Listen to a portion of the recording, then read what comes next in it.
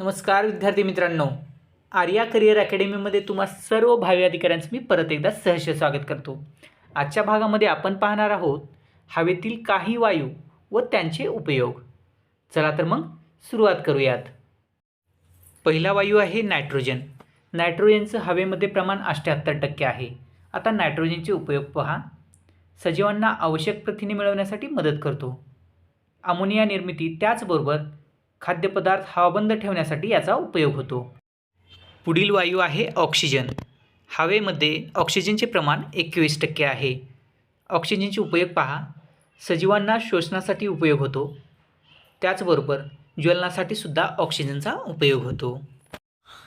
पुढील वायू आहे कार्बन डायऑक्साईड।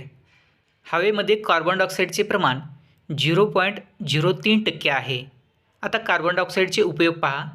वनस्पती अन्न तयार करण्यासाठी वापरतात, त्याचबरोबर अग्निशामक नळकांड्यामध्ये सुद्धा कार्बन डायऑक्साईडचा वापर केला जातो।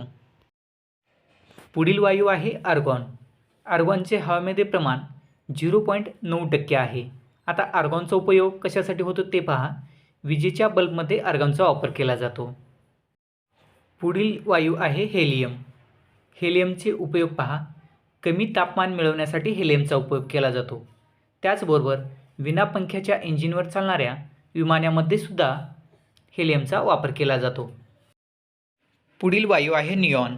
निऑनचा उपयोग जाहिरातीसाठीच्या त्याचबरोबर रस्त्यावरच्या दिव्यामध्ये सुद्धा होतो।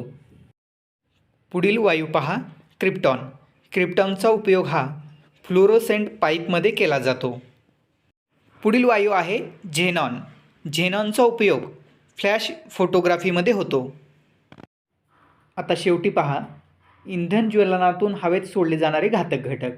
यामध्ये आहे nitrogen dioxide, carbon dioxide, carbon monoxide, sulphur dioxide आणि काजळी। अशा प्रकारचे नवनवीन व्हिडिओ पाहण्यासाठी चॅनल सबस्क्राईब करा।